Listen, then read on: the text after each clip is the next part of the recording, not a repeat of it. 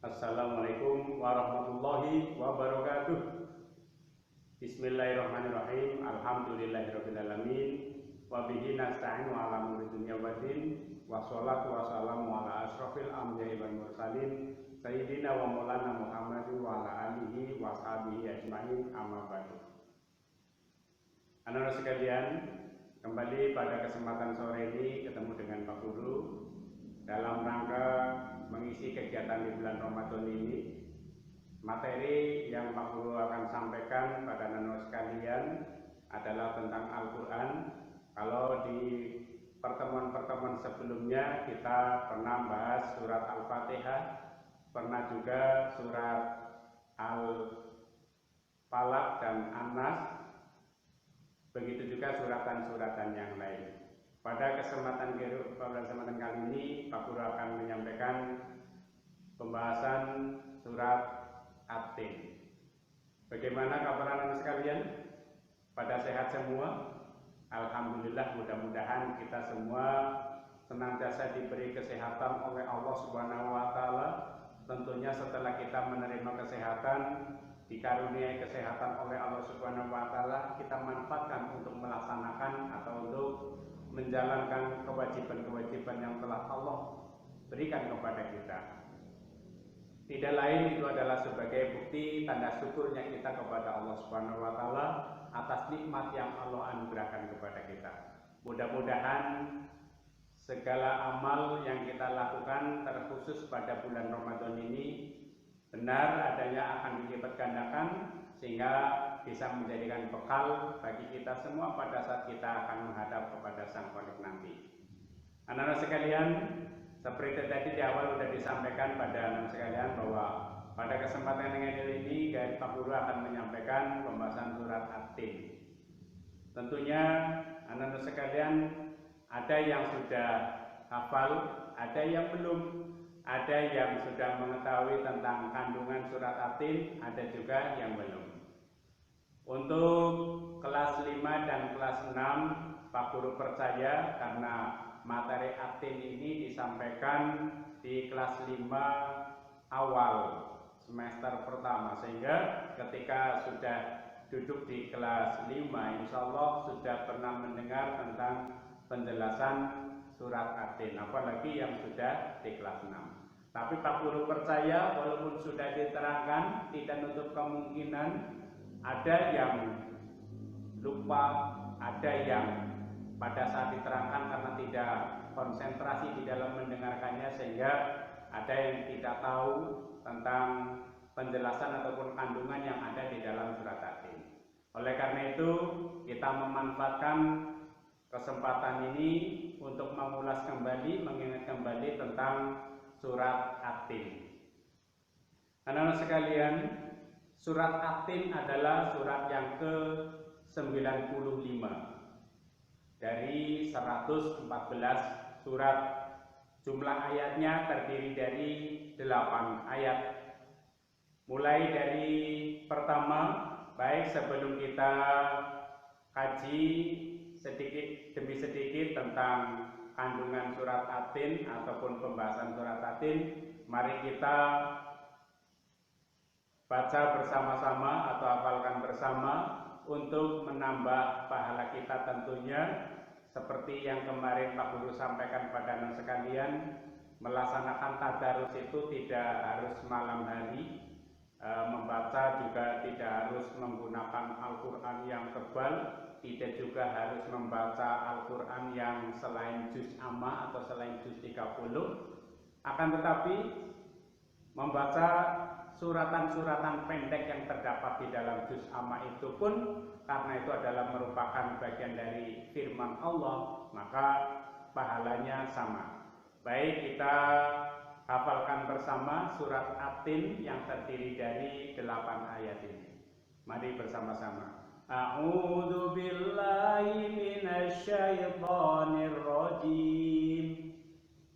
Bismillahirrahmanirrahim. Wat-tini waz-zaituni wa turi sinin wa hadzal baladil amin. Laqad khalaqnal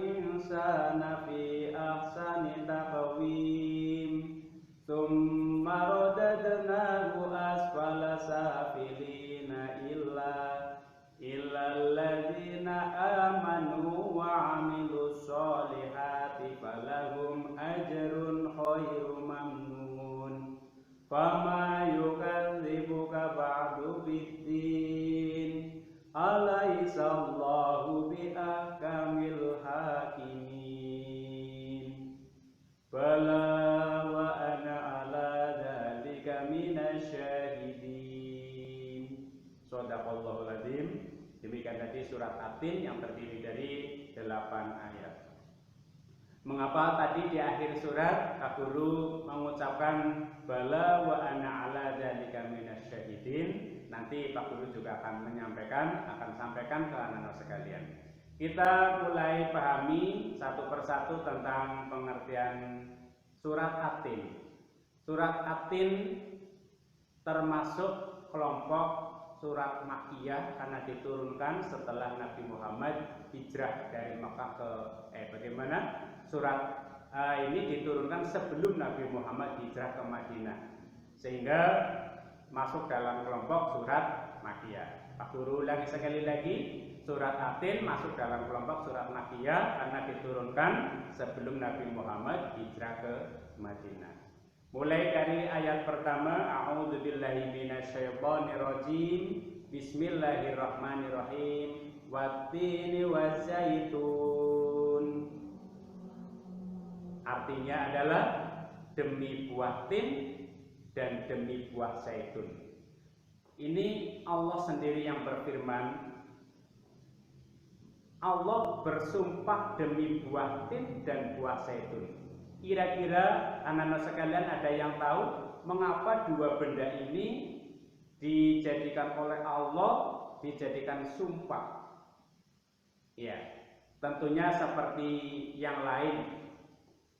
Sumpah itu diucapkan biasanya untuk memperkuat apa yang akan disampaikan. Contoh, anak-anak sekalian ketika ada yang dituduh mengambil pensil, maka ada di antara mereka itu untuk membela dirinya, untuk memperkuat bahwa dia itu benar-benar tidak mengambil pensil temannya, maka dia mengatakan sumpah demi Allah atau sumpah demi apa dan sebagainya. Biasanya ada kata-kata sumpah itu adalah untuk memperkuat apa yang akan disampaikan. Begitu juga Allah bersumpah demi buah tin dan buah zaitun. Buah tin mengapa dijadikan objek sumpahnya Allah? Ini karena buah tin itu memiliki kandungan yang sangat istimewa. Buah tin itu kebanyakan tumbuh di daerah padang pasir. Kalau di Indonesia mungkin ada, tetapi tidak begitu subur atau tidak begitu banyak. Banyak tumbuh di daerah Damaskus. Ini buah tin itu memiliki kandungan diantaranya bisa memperhalus fisik tubuh, bisa memperlancar kandungan saluran seni bagi orang yang memiliki penyakit saluran kencing, bisa untuk mengencerkan dahak. Orang yang biasanya sering batuk-batuk, maka biasanya ada dahak-dahak yang ada nyangkut di tenggorokan. Nah, itu ketika diobati dengan buah tin, itu akan segera diperlancarkan. Itu diantaranya, dan masih banyak sekali kandungan yang lain. Kemudian buah zaitun juga dijadikan objek sumpahnya Allah itu karena buah zaitun itu memiliki kandungan minyak yang melimpah. Jadi yang bisa dijadikan bahan untuk pembuatan minyak itu diantaranya selain kelapa yang kita tahu adalah buah zaitun. Buah zaitun itu kandungan minyaknya sangat bagus, sehingga kita sering mendengar bahwa minyak zaitun itu bagus sekali untuk kadang para artis sendiri yang kita pernah dengar, kita dengar artis biasanya menggunakan minyaknya bukan sembarang minyak, minyaknya minyak zaitun. Ya. Dalam hal ini minyak zaitun itu termasuk minyak pilihan. Itu yang kedua, watini wa zaitun. Kenapa buah tin dan buah zaitun itu dijadikan objek sumpahnya Allah? Karena memiliki keistimewaan dibanding yang lain. Kemudian memasuki ayat yang kedua, waturi sini, dan demi gunung Sinai. Gunung Sinai atau gunung Sinin ini juga dijadikan objek sumpahnya Allah. Ini tentunya ada sesuatu di balik itu. Gunung Sinai atau Gunung Sinai ini gunung yang tingginya sekitar 2000 meter lebih, itu terletak di antara Arab dengan Palestina, dengan Mesir, dengan Israel. Jadi termasuk di wilayah perlintasan. Ini merupakan tempat Nabi Musa menerima wahyu dari Allah Subhanahu wa taala atau menerima kitab Taurat. Oleh karena itu Gunung Sinai atau Tur Sin ini disebut juga Jabal Musa, yang berarti gunung Nabi Musa, karena ini adalah merupakan tempat Nabi Musa menerima kitab Taurat. Watini wa zaitun wa turi sinin wa hadzal baladil amin. Dan Allah bersumpah demi negeri yang aman ini. Negeri yang aman ini yang dimaksud adalah negeri atau kota Mekah. Negeri yang aman yang dimaksud adalah kota Mekah. Kota Mekah juga seperti itu. Kenapa tidak bersumpah demi kota-kota yang lain? Karena kota Mekah seperti yang kita tahu bahwa kota Mekah adalah merupakan tempat kelahiran Nabi Muhammad SAW. Termasuk seperti yang kita tahu di dalamnya atau di kota Mekah itu atau ya di daerah Mekah ada sebuah bangunan suci yang didirikan oleh Nabi Ibrahim dibantu oleh putranya yaitu Nabi Ismail, sebuah bangunan yang hingga saat ini masih kokoh, yakni apa itu anak sekalian? Ka'bah, betul sekali. Ka'bah itu adalah merupakan pusat kiblatnya umat Islam seluruh dunia. Ketika ada orang Islam yang berada di timur Ka'bah di negara manapun, ketika berada di sebelah timur maka akan menghadap ke barat sholatnya. Begitu juga orang yang hidupnya atau letak kehidupannya itu di sebelah barat atau di sebelah barat Ka'bah, maka sholatnya akan menghadap ke timur. Dengan tujuan apa? Menghadap ke arah satu titik, yaitu menghadap ke Ka'bah itu. Oleh karena itu Ka'bah adalah merupakan bangunan yang dimuliakan oleh Allah, maka disebut juga Baitullah. Oleh karena itu kota Mekah termasuk kota yang memiliki banyak sekali keistimewaan, maka oleh Allah dijadikan tempat untuk objek bersumpah. Kenapa Allah bersumpah demi 4 benda tadi? Watin, wa zaitun, wa turi sinin, wa hadzal baladil amin. Ini Allah akan menyampaikan sebuah kalimat. Laqad khalaqnal insana fi ahsani taqwim. Allah sungguh telah menciptakan manusia dengan sebaik-baik bentuk. Jadi manusia itu adalah merupakan makhluk ciptaan Allah yang paling sempurna. Jadi seperti yang kita dengar, nano sekalian dengar dari Bapak Ibu guru, makhluk yang paling taat adalah malaikat, makhluk yang paling durhaka adalah iblis, sedangkan manusia ini adalah makhluk yang paling sempurna. Maka ketika ada pertanyaan siapakah makhluk yang paling sempurna, jawabannya manusia. Karena di samping manusia memiliki tubuh atau jasmani yang bagus, memiliki nafsu, juga memiliki akal pikiran. Itulah letak kesempurnaan manusia. Oleh karena itu Allah pada ayat yang keempat ini menyampaikan laqad khalaqnal insana fi ahsani taqwim. Demi 4 benda, 4 tempat tadi, hanya Allah akan mengatakan bahwa Allah telah menciptakan manusia dengan sebaik-baik bentuknya. Namun kita jangan kira, kita jangan bangga, jangan senang. Karena apa? Di ayat yang kelima yang berbunyi tsumma radadnahu asfala safilin, maka kemudian Allah akan mengembalikan ke tempat yang serendah-rendahnya. Setelah Allah menciptakan fisik yang sempurna, ya, Allah akan mengembalikan ke tempat yang serendah-rendahnya. Apakah semuanya akan dikembalikan ke tempat yang serendah-rendahnya, yakni neraka yang dimaksud? Tidak. Yang ayat yang ke-6 berbunyi illal ladzina amanu wa 'amilus solihati falahum ajrun khairu mamnun. Dikecualikan ya. Illal ladzina amanu, kecuali orang-orang yang beriman, wa 'amilus solihati, dan orang-orang yang beramal soleh atau berbuat baik. Falahum ajrun khairu mamnun, maka baginya pahala yang tidak akan putus-putus. Itu. Oleh karena itu, mari kita senantiasa untuk beramal soleh. Amal soleh itu tidak harus memberi uang kepada teman, ngasih jajan kepada teman ya. Perbuatan baik itu banyak sekali ragamnya. Sering kita dicontohkan ya, menyingkirkan batu di tengah jalan dengan tujuan supaya nanti ketika ada orang lewat tidak tergelincir, itu juga termasuk amal solehnya.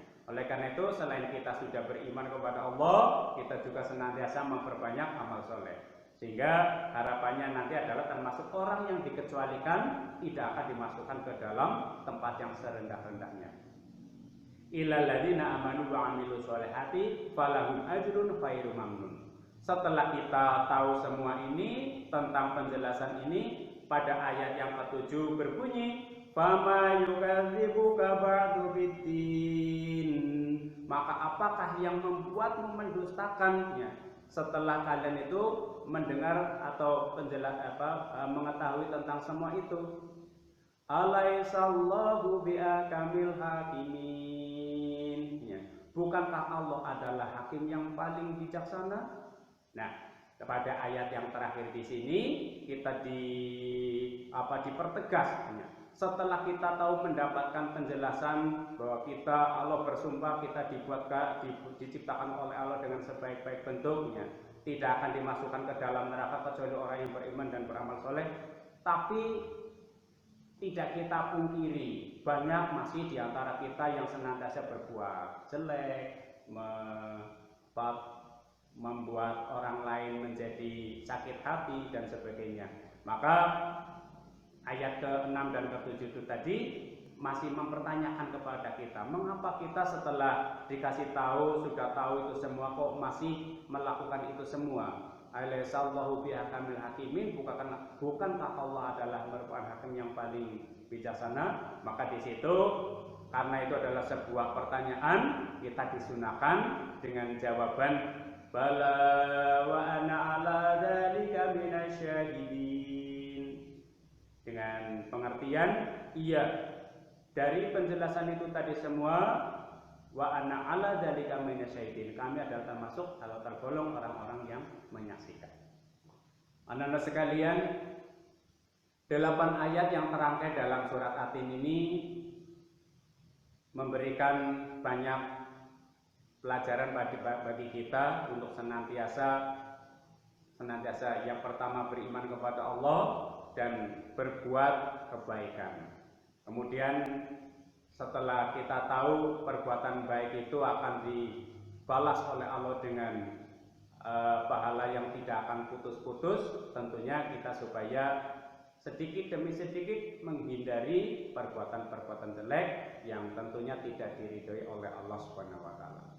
Anak-anak sekalian, demikian tadi materi pada kesempatan sore ini surat At-Tin. Mudah-mudahan tidak ada aral bagi kita untuk senantiasa memperbanyak amal soleh. Terima kasih. Mudah-mudahan anak sekalian senantiasa diberi kesehatan, dijaga, dilindungi oleh Allah Subhanahu wa taala dari seluruh bahaya. Pak Guru akhiri, wabillahi taufik wal hidayah. Assalamualaikum warahmatullahi wabarakatuh.